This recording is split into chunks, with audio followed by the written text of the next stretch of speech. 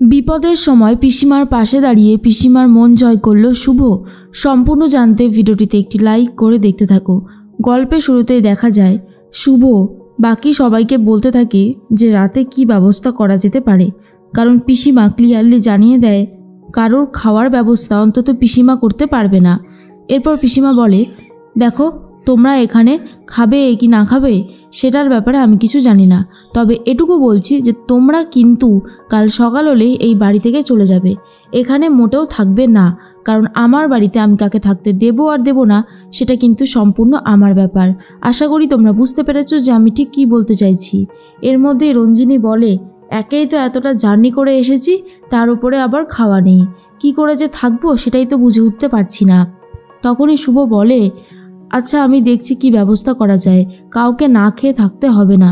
এরপর শুভ আদিকে বলে, আদি তুমি কিছু নিয়ে আসার ব্যবস্থা করো, চাল ডাল একটু ঘি আর এই যে মেচকা, তুমি গিয়ে কিছু ইট আর কাঠের ব্যবস্থা করো, আজকে আমরা চড়ুই ভাতি করবো এই খোলা আকাশের নিচে।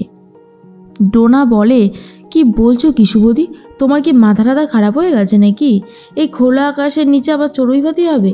তখনই শুভ বলে, দেখ এখন তো আমাদের হাতে আর কোনো উপায় নেই, আর বাধ্য হয়ে আমরা তো এখানেই করতে পারি সব কিছু, তাই না? অন্যদিকে পিসিমা ভাবে যে ওরা মনে হয় চলে গেছে। এরপরেই কমলি বলে, আমার তো মনে হয় যে ওরা যায়নি, কোথাও আবার একটা রয়েছে হয়তো। পিসিমা বলে, অত সহজ না, এই বাড়ির চাবি পাওয়া আর পরীক্ষায় পাশ করা তারপরেই চাবি পাওয়া, এটাই হচ্ছে নিয়ম, আমি আগে থেকে কিছুতেই চাবি দেব না। কমলি বলে, ঠিক বলেছ, একদম দেবে না। তার মধ্যেই শুভর কাছে সমস্ত জিনিসপত্র চলে এসেছে। হঠাৎ করেই শুভ একটা গাড়ি দেখতে পায় আর ভাবে, এই গাড়িটা এখানে কি করছে? পিসি ঠাম্মি তো একাই থাকে, তাহলে গাড়িটা কার? আর গাড়ির মধ্যে তো কেউ একজন বসেও আছে। আসলেই গাড়ির মধ্যে বসেছিল মোহনা। মোহনা দূর থেকে সবার ওপরে নজর রেখে দিয়েছিল। এর মধ্যে আদি বলে, কি হয়েছে শুভ, তুমি এরকমভাবে কি দেখছো? শুভ তখন বলে, না হঠাৎ করে মনে হলো কেউ বা কারা আমাদের উপরে হয়তো নজর রেখেছে। আদি বলে, এটা ইন্ডিয়া, আর এখানে কোনোভাবেই মোহনা এসে উপস্থিত হতে পারবে না, মোহনার চ্যাপ্টার ক্লোজ হয়ে গেছে। কিন্তু ডোনা মনে মনে ভাবে, না দাদা ভাই, এত তাড়াতাড়ি মোহনার চ্যাপ্টার ক্লোজ হয়ে যাবে এইটা তুমি ভাবলে কি করে? মোহনা কোনো দিন তোমাকে ছাড়বে কিনা সন্দেহ আছে, মোহনা ডেঞ্জারাস। এর মধ্যেই শুভ ভাবে, যাই হোক মোহনা তো সত্যি এখানে নেই। এরপর মোহনার কথা না ভেবেই সবার জন্য খিচুড়ি রান্না করে শুভ। আর এরপর কমলি গিয়ে ডেকে নিয়ে আসে পিসি ঠাম্মাকে আর বলে, আমি তোমাকে বলেছিলাম না যে এতটাও সহজ হবে না, ওই দেখো ওরা এখানে খিচুড়ি রান্না করছে। পিসি ঠাম্মা বলে, কি হচ্ছেটা কি এখানে?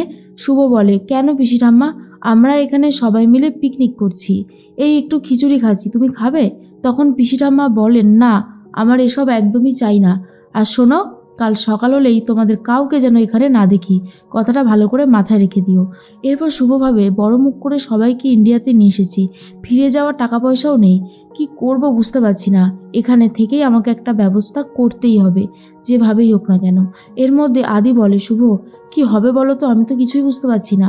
শুভ তখন বলে, আদি টেনশন করো না, আমাদেরকে পারতেই হবে, আমরা পারবো, এইটুকু ভরসা নিজেদের ওপর রাখতে হবে। এর মধ্যেই রাত হতেই দেখা যায় পিসি ঠাম্মা সিঁড়ি থেকে পড়ে গেছে আর কপালটা অনেকটা কেটেও যায়। চিৎকারের আওয়াজ শুনে সবাই মিলে ছুটে আসে। শুভ তখন বলে, পিসিমা মানে তোমার লাগলো কি করে? এরপরেই পিসি ঠাম্মার কপাল তো অনেকটা কেটে গেছে আর শুভ সেখানে ভালো মতন একটু ঘরোয়া ট্রিটমেন্ট করে দেয়। আর ডোনা তখন বলে, কি করছো শুভদি, তুমি কি ডাক্তার নাকি? এসব করতে গিয়ে যদি জায়গাটা ইনফেকশন হয়ে যায় তখন কি হবে? এর মধ্যেই তখন শুভ বলে, কমলি ডাক্তার ডাকতে হবে তো। এরপরেই কমলি বলে, কিন্তু এতটা রাত হয়ে গেছে, এখন কোন ডাক্তার পাবো আমি? হ্যাঁ গ্রামে একটা ডাক্তার আছে বটে, তবে তার সাথে তো বড় মার খিচ হয়ে রয়েছে, সে কি আসবে? এরপর শুভ আদিকে বলে ডেকে নিয়ে আসতে। আদিও চলে গেছে ডেকে নিয়ে আসতে আর বলতে বলতে ডাক্তার চলেও এসেছে। ডাক্তার বলে, এই যে আপনার এরকম হয়েছে, দেখুন আমাকে কিন্তু ট্রিটমেন্টটা করতে দেবেন, হ্যাঁ। এরপর পিসিমা আর কিছু বলতে পারে না। তারপর ডাক্তার ট্রিটমেন্টও করে দেয় আর বলে, উনি যা ডেঞ্জারাস মানুষ, ওনার বাড়িতে তো কাকপক্ষীও আসতে পারে না, তা আপনারা কোথা থেকে এসেছেন? শুভ বলে, আমরা নিউ ইয়র্ক থেকে এসেছি। এরপর ডাক্তার বলে, বা আবার নিউ ইয়র্ক, যাই হোক ওনার ওষুধটা আমার বাড়ি থেকে গিয়ে নিয়ে আসবেন আর ওনাকে এখন একটু বিশ্রাম নিতে দিন। আর এই ঘরোয়া ট্রিটমেন্টটা আপনি করেছেন, খুব ভালো করেছেন, এটা দিয়েছিলেন বলেই খুব ভালো হয়েছে। ডোনা তখন আর কিছু বলার সাহস দেখায় না।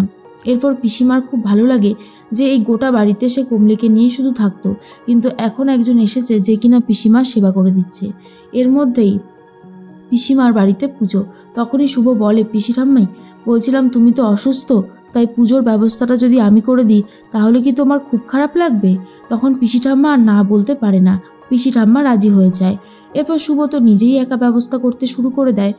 আর অন্যদিকে দেখা যায় যে রঞ্জিনী বলে, শুভ তুই একা একা সব দায়িত্ব নিয়ে নিলি, পারবি তো? শুভ বলে, হ্যাঁ মেজমা, পারবো, তুমি একদম ভেবো না। এর মধ্যে মোহনার গাড়িটা আবারও এসে উপস্থিত হয়েছে। মোহনা তখন ভাবে, শুভলক্ষ্মী, তুমি যদি ভেবে থাকো যে তুমি আমাকে দূরে রেখে এসেছো, কিন্তু না, আমি ইন্ডিয়াতে চলে এসেছি আর আমি তোমাদের সাথেই থাকতে চাই। আয়ান শুধুমাত্র আমার, আয়ানকে আমি কারোর সাথে শেয়ার করতে পারবো না, আয়ান আমারই থাকবে। কিন্তু শুভর মনে তো একটা ডাউট হচ্ছে। শুভ বুঝতে পারে কিছু একটা গন্ডগোল হচ্ছে, কারণ এই গাড়িটা বারবার করে এই বাড়ির সামনে এসেই দাঁড়াচ্ছে।